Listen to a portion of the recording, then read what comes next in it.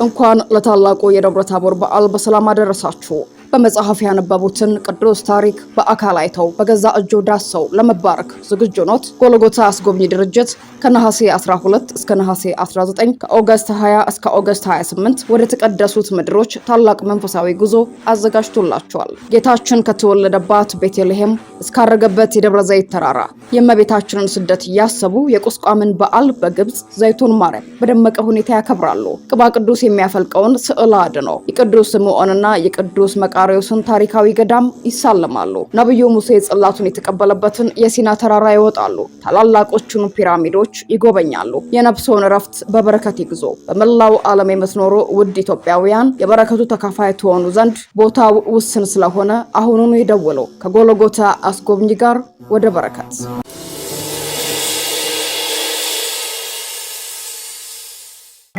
ሰላም ክብራትና ክብራን የሣድስ ቤተሰቦቼ በድጋሚ ተገናኝተናል። ያላችሁ በሣድስ ሚዲያ ዝግጅታችን ላይ ነው። መምህርና ጋዜጠኛ አብይ ይልማ ዛሬ በጣም አስገራሚ ሲክሬት ነግራችኋለሁ።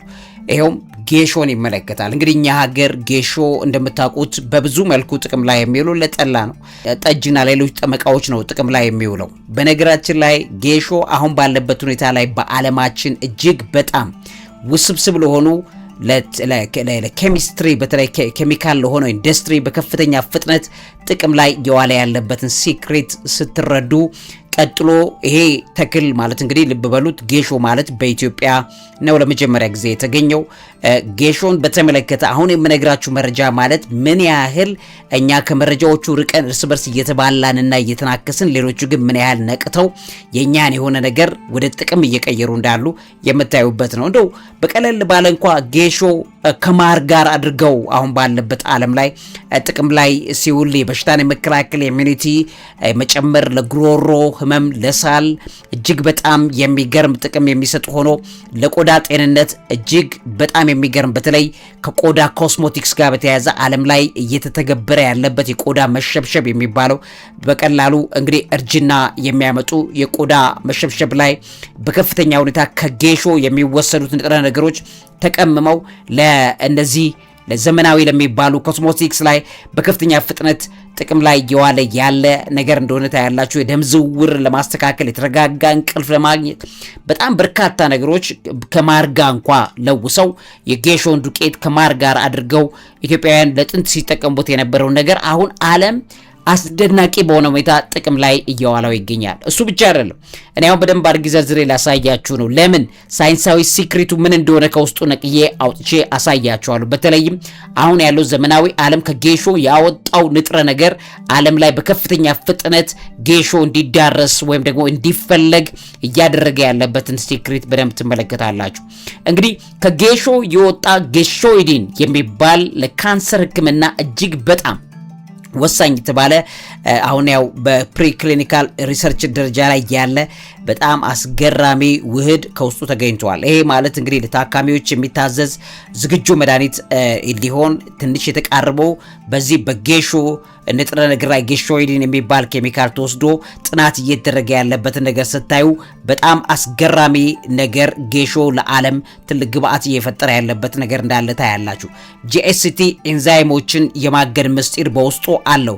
ጂኤስቲ ኢንሂቢሽን ይባላል ማለት ነው። በቅርብ ጊዜ በላቦራቶሪዎች እየተደረጉ ያሉ ጥናቶች እንደሚያሳዩት ይሄ ጌሾይዲን የሚባለው ንጥረ ነገር በሰውነታችን ውስጥ የካንሰር ሴሎችንና በተለይ ዘመናዊ ኬሚዮቴራፒ መድኃኒቶችን እንዲቋቋሙ የሚያስችለውን አንድ ጂኤስቲዎች የሚባሉ አሉ እና እነዚህ ኢንዛይሞችን የመግታት የማዳከም በጣም ከፍተኛ አቅም እንዳለው እየተነገረ ይገኛል። ይሄም ባህሪው እንግዲህ ለካንሰር መድኃኒት መቋቋም ወይም ድራግ ሬዚስተንስ በጣም ትልቅ መፍትሄ ሊሆን የሚችል ነገር ከጌሾ እንደተገኘ እየተነገረ ይገኛል። ሌላው ለኬሞቴራፒ ጋር አብሮ የመስራት አቅም በከፍተኛ ሁኔታ እምቅ አቅም እንዳለውና በተለይ አጅቫንት ቴራፒ የሚባል አቅም በውስጡ እንዳለው ሳይንስ ሊቃውንቶች ጌሾይዲንን ወስደው ለካንሰር መድኃኒቶች ጋር የማጣመር የህክምናውንም አቅም መጨመር የሚያስችለውን ይሄ በተለይ ሲነርጀቲክ ኢፌክት የሚባለውን ያጠኑት ይገኛሉ። ከጌሾ የሚወሰደው ጌሾይዲን የሚባለው ንጥረ ነገር ማለት ነው።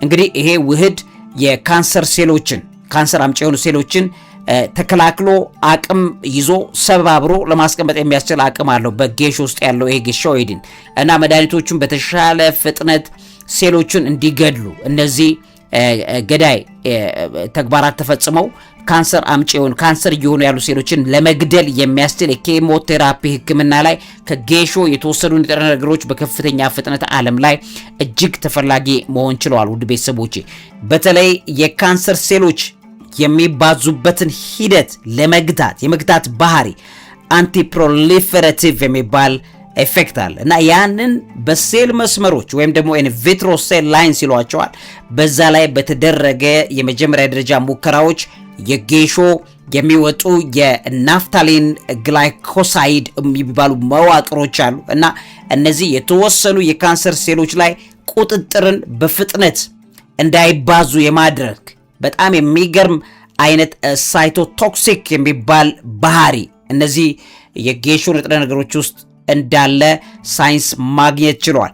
በሚገርማችሁ ደረጃ በተለይ ከመርዛማነት የጸዳ የተፈጥሮ አማራጭ ሆኗል። ጌሾ እንግዲህ በዘመናዊ በካንሰር መድኃኒቶች ዋነኛው ፈተና እንደሚታወቀው በጣም ጤናማ ሴሎችን ጭምር መጉዳታቸው ነው። ሃይ ቶክሲሲቲ ማለት ነው እና ጌሾይዲን የሚባለው ይሄ በጌሾ ውስጥ የሚገኘው ንጥረ ነገር ከተፈጥሮ ተክል የሚገኝ ነው።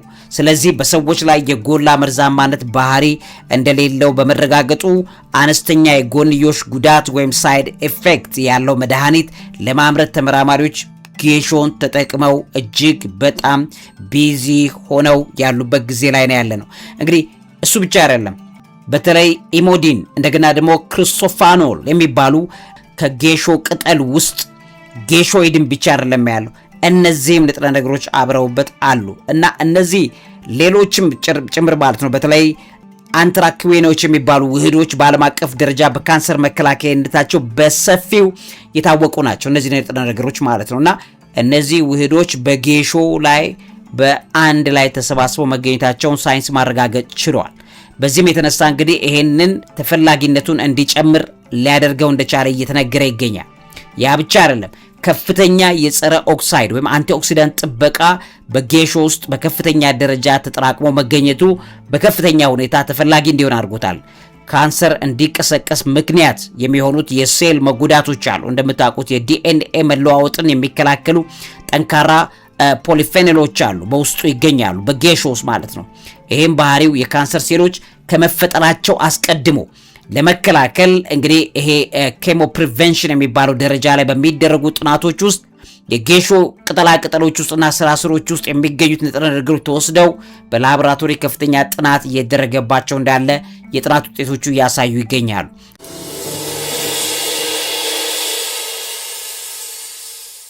እንግዲህ ክብራትና ክብራን የሣድስ ቤተሰቦቼ ራመኖስ ፕሪኖይድስ በሚል ሳይንሳዊ ስሙ የሚታወቀው ጌሾ በአሁኑ ጊዜ በዓለም አቀፍ ደረጃ በሳይንስ በሕክምና በባዮቴክኖሎጂ ተመራማሪዎች ዘንድ እጅግ በጣም ከፍተኛ ትኩረት እየሳበ ያለ ከኢትዮጵያ የመነጨ ለዓለም ግብአት የሆነ ንጥረ ነገር ወይ በውስጡ እንዳለበት የሚታወቅ ተክል ነው። ይሄ ተክል እንግዲህ በኢትዮጵያ ባህላዊ መጠጦች ውስጥ እንግዲህ ገብተው ብዙ ሚና ቢሰጥም እንግዲህ በውስጡ ካሉት ምስጢራቶች የተነሳ እንግዲህ ለመድኃኒትነት ለተለያዩ ነገሮች እጅግ በጣም ተፈላጊ መሆኑ እንደቀጠለ እንመለከታለን። ስለዚህ ጌሾይዲን ምስጢሩ በጣም ብዙ እንደሆነ ቀደም ብዬ ነግሬያቸዋለሁ። የተፈጥሮ ቢራ ማረጋጋያ በሚል እንግዲህ ናቹራል ሆፒንግ ኤጀንት በሚል አንድ ሆፕስ የሚባሉ ተክሎች አሉ ቢራን ለማረጋጋት ጥቅም ላይ የሚሉት በሌሎች ዓለም ተፈላጊ የሆኑ ያንን በመተካት ኦርጋኒክና በተለይ ኬሚካል ነፃ የሆኑ ቢራዎችን ለማምረት በሚል የቢራ ፋብሪካዎች ዓለም ላይ በከፍተኛ ሁኔታ ከጌሾ የሚገኘው ነገር ላይ ለመስራት ከፍተኛ ነገር ላይ እያደረጉ ያሉበት ነገር እንዳለ ትመለከታላችሁ። እሱ ብቻ አይደለም፣ በጣም ድንቅ ጸረ ባክቴሪያዊ ፖተንት አንቲባክቴሪያል አቅም አለው በጌሾ ውስጥ ማለት ነው። ስለዚህ ጌሾ በውስጡ ባሉት ፍላቮኖይድስ አማካኝነት በጣም ጎጂ ባክቴሪያዎችን የመዋጋት ከፍተኛ አቅም አለው። በተለይም ለምግብ መበላሸት፣ ለተለያዩ ኢንፌክሽኖች እንግዲህ በዛ ምክንያት የሚፈጠሩ ባክቴሪያዎችን እድገት በከፍተኛ ሁኔታ በመዘረር በመምታት አቅም ያለው ተፈጥሮ እንዳለው በጣም የሚገርም ግብአት ፈጥሯል። ከፍተኛ የጸረ ኦክሳይድ ወይም አንቲኦክሲዳንት ክምችት በውስጡ አለው። በሰውነታችን ውስጥ ሴሎቻችንን የሚያስረጁ ለካንሰር የሚያጋልጡ ፍሪ ራዲካልስ የሚባሉትን መርዛማ እንግዲህ ንጥረ ነገሮችን በማጥፋት ረገድ የጌሾ ቅጠል በተለይ ፖሊፌኖል የሚባለውና የጸረ ኦክሲዳንት የጸረ ኦክሳይድ ይዘት እንዳለው በቤተ ሙከራ ውስጥ የተረጋገጠበት ይሄ አቅም በከፍተኛ ሁኔታ እጅግ ተፈጥሮአዊ የሆነ ግብአት ሆኖ አገልግሎት ላይ እየዋለ ይገኛል። የተፈጥሮ ምግብ ፕሬዘርቫቲቭ ወይም በተፈጥሮ ምግብን የማቆያ ዘዴ ሆኖ አገልግሎት ላይ እየዋለ ነው። በምግብ ማምረቻ ፋብሪካዎች ውስጥ የዓለም የምግብ ኢንዱስትሪ ሰው ሰራሽ ኬሚካሎችን ወይም ሲንተቲክ ፕሬዘርቫቲቭስ የሚባሉ ምግብ ለረጅም ጊዜ ሳይበላሽ እንዲቆይ ኤክስፓየር ዴቱ በጣም ረጅም ጊዜ እንዲቆይ ለማድረግ ሲንተቲክ ወይም በላቦራቶሪስ የሚቀመነባበሩ ምግብ ማቆያዎች ናቸው ጥቅም ላይ ቢውሉት።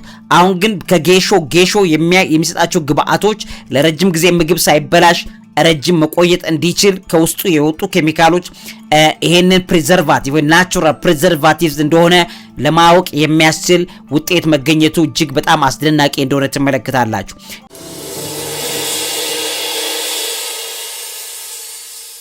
የወባ በሽታን የመከላከል አቅሙ አንቲ ማላሪያል ፕሮፐርቲስ በውስጡ አሉበት። ባህላዊ መንገዱ ለወባ በሽታ ማስታገሻነት ሊያገለግል የነበረው ጌሾ እንደሚታወቀው ብዙ ሰዎች በዚህ ይጠቀሙታል። አሁን ደግሞ የሳይንስ ዓለም አቀፍ የሳይንስ ሊቃውንቱ በቅጠል ውስጥ የወባ ጥገኛ ተዋሲያን ወይም ደግሞ ፕላስሞይድም የሚባሉ እንትን ሊገሉ የሚችሉ ውህዶችን በውስጡ ማግኘታቸው የተነገረ ይገኛል ማለት ነው። በጣም ይሄ የሚገርም ነው። ጸረ ብግነት ወይም ህመም ማስታገሻ ወይም አንቲ ኢንፍላማቶሪ ባህሪ በጌሾ ውስጥ አለ። የጌሾ ውህደት በሰውነት ውስጥ የሚፈጠሩ ብግነቶች ወይም ኢንፍላሜሽን አለ። ሰውነት የሚቆጣበት ውስጥ ደም ቧንቧዎቻችን እንደገናም ደግሞ የምግብ መተላለፊያ አካሎቻችን ላይ ያለ መቆጥቆጥ ባህሪ አለ እና ያ ቁርጥማት በሽታዎች እና መሰል እንደዚህ አይነት ጉዳዮችን ጨምሮ ይሄን የመቀነስ በጣም አስደናቂ አቅም በውስጡ እንዳለው ተነግሯል እና ይሄ በሳይንስ ተረጋግጧል። ይሄም ጥቅም በዘመናዊ አስፕሪን ወይም ደግሞ አይቡፕሮፌን የሚባለው መድኃኒት ጋር የሚነጻጸር ተፈጥሮ አማራጭ ሰው ሰራሽ ነው። ይሄ ደግሞ የተፈጥሮ አማራጭ ሆኖ እጅግ በጣም በሚገርም ሁኔታ ላይ ጥቅም ላይ እየዋለ ይገኛል። የቁስን ማዳን ፍጥነት ከፍተኛ ውንድ ሂሊንግ ላይ እንግዲህ በጌሾ ቅጠል የሚወጣው ዘይት ወይም ደግሞ ፈጣን የተጎዱ የሰውነት ሴሎችን በፍጥነት በማደስ ቆዳን በተለይ የቆዳ በሽታን በማከም ረገድ ከፍተኛ አስተዋጽኦ እንደሚያደርግ በቅርብ ጊዜ የተደረጉ ጥናቶች አረጋግጠዋል። ለፈንገስ በሽታዎች አንቲ ፈንጋል መከላከያ አቅም ሆኖ በከፍተኛ ሁኔታ ላይ መጥቷል። በተለይ እንደ ፎሮፎር ያሉ ፈንገስ የተለያዩ የቆዳ ላይ ያሉ የፈንገስ በሽታዎች ስኪን ኢንፌክሽንን ጨምሮ እጅግ ፍቱን የሆኑ ንጥረ ነገሮች ከዚሁ ከጌሾ መገኘቱ በጣም አስደናቂ አድርጎታል። የደም ግፊትን ለማስተካከል ወይም ደግሞ ብለድ ፒዩሪፊኬሽን ላይ ኢቭን ደም ለማንጻት ደምን ማለትም በባህላዊ መንገድ ይሄ ጥቅም ላይ ይውላል። አሁን ባለው የጌሾ ቅጠል በሻይ መልኩ ይጠጡታል ወይም ደግሞ በሌሎች ዓለማት ላይ ማለት ነው። የደም ስሮችን ውስጥ ያለውን የደም ዝውውር በማስተካከል የደም ግፊትን የመቀነስ አቅም እንደገና ደምን የማጽዳት ፒዩሪፋይ የማድረግ አቅም በውስጡ እንዳለው እየተነገረ ይገኛል። ለጨጓራና ለአንጀት ጤና ጋስትሮ ኢንተስታይናል ቤኔፊትስ አሉበት። የጌሾ ስሩ ቅጠሉ ስራ ስሩ ሁሉ ሳይቀር ውህዶቹ ተወስደው የሆድ ድርቀትን፣ ተቅማጥን፣ የሆድ መነፋትን ለማከም የሚያስችሉ መድኃኒቶች ከውስጡ የወጡበት ነው ያሉት። እሱ ብቻ አይደለም፣ የጉበት ጤናን ለመጠበቅ በተለይ ደግሞ በአንዳንድ ጥናቶች እንደሚያሳዩት በጌሾ ውስጥ የሚገኙ ንጥረ ነገሮች ጉበት በባዕድ ኬሚካሎችና መርዛማ ነገሮች እንዳይጠቃ የመከላከል አቅም በውስጡ እንዳለው የተነገረ ይገኛል። ነገር ግን በጠላና በጠጅ ውስጥ በሚሆንበት ሰዓት ደግሞ የዚህን ተቃራኒ ኢፌክት ሊፈጥር መቻሉን በጣም አስደናቂ እንደሆነ እየተነገረ ይገኛል። ለሳምባና ለጉሮሮ ህመም ሬስፓይሬተሪ ሄልዝ ላይ የጌሾ ቅጠል የተቀቀለ ውሃ ውስጥ ደግሞ ዲኮኬሽን ላይ በሳምባ ምች ወይም ኒሞኒያ እንደገና በጉሮሮ እብጠት ወይም ደግሞ ቶንሲላይቲስ በሚባለው ፈዋሽነት ስላለው በባዮ መድኃኒትነት እንግዲህ ባዮ ሜዲሲን በሚሆን በዛ ደረጃ ላይ በየላቦራቶሪ መድኃኒት ፋብሪካዎች ዓለም ላይ ለምርምር እየተካተተና እየተጠቀመ እንደሚገኙ እየታየ ነው ያለው። ለእንስሳት ሕክምና የሚሆኑ በጣም አስገራሚ በተለይ ለከብቶች በሽታ ፍቱን የተፈጥሮ መድኃኒት እየሆነ ዓለም ላይ መታየት ችሏል ማለት ነው። ውድ ሣድስ ቤተሰቦቼ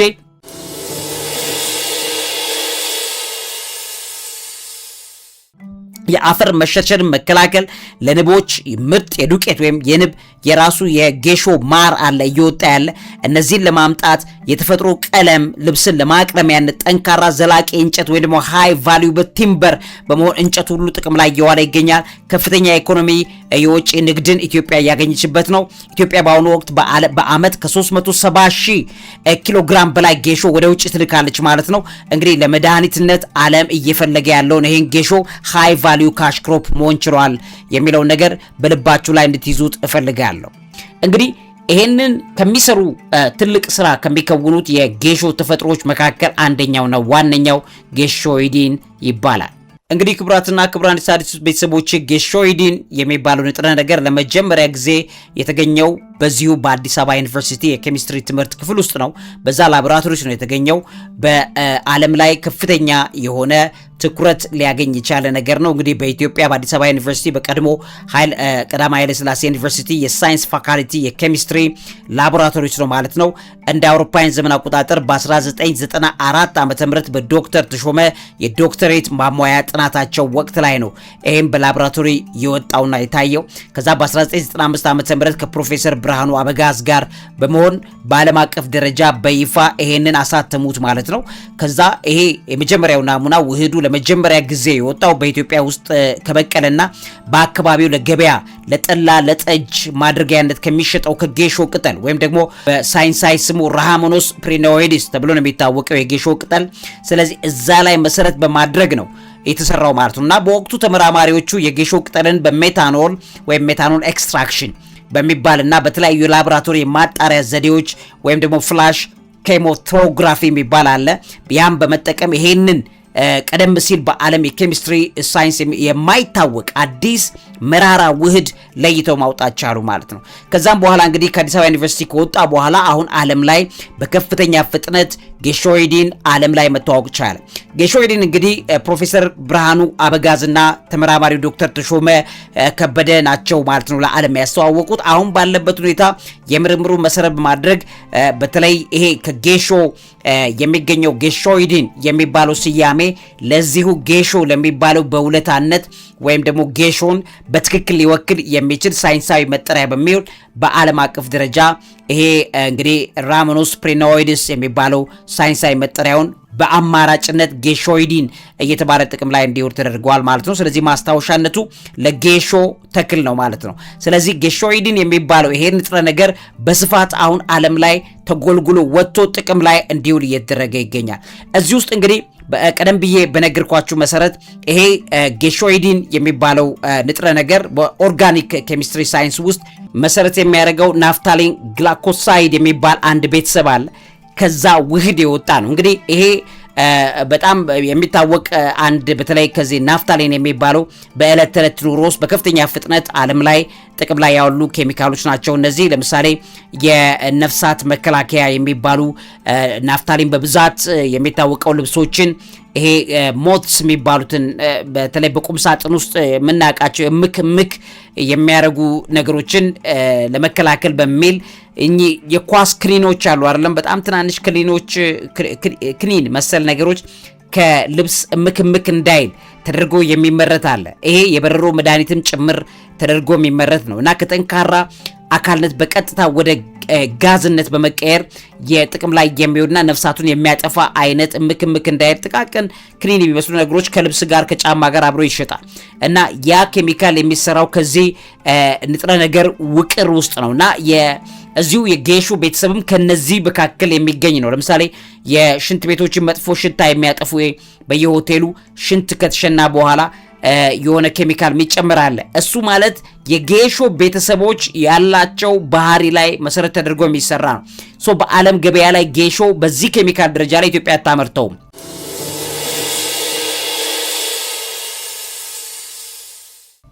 ነገር ግን ከዚህ የላቀ ውጤት ማምጣት እንደሚችል ተመስክሮለት በዓለም ገበያ በተለይ በኬሚካል ኢንጂነሪንግ ላይ በከፍተኛ ፍጥነት ጥቅም ላይ እየዋለና እነዚህ መጥፎ ሽታዎችን በነጥብጣብ ማጥፊያ ወይም በሲንኮች አካባቢ እርጥበት ባላቸው ክፍሎች ውስጥ የሚፈጠር መጥፎ ሽታን፣ ፈንገስን፣ ይሄ ማይልዲው የሚባለውን እነዚህና መሰል ጉዳዮችን ለመከላከል ጥቅም ላይ የሚያውለው ኬሚካል የሚሰራባቸው ንጥረ ነገሮች በጌሾ ውስጥ ያሉትን ባህሪያት የሚይዙ ናቸው ማለት ነው። እሱ ብቻ አይደለም። በፕላስቲክ ኢንዱስትሪ ውስጥ እነዚህ በከፍተኛ ሁኔታ ላይ ነው ናፍታሊን የሚባሉ ቤተሰቦች ጥቅም ላይ የሚውሉት።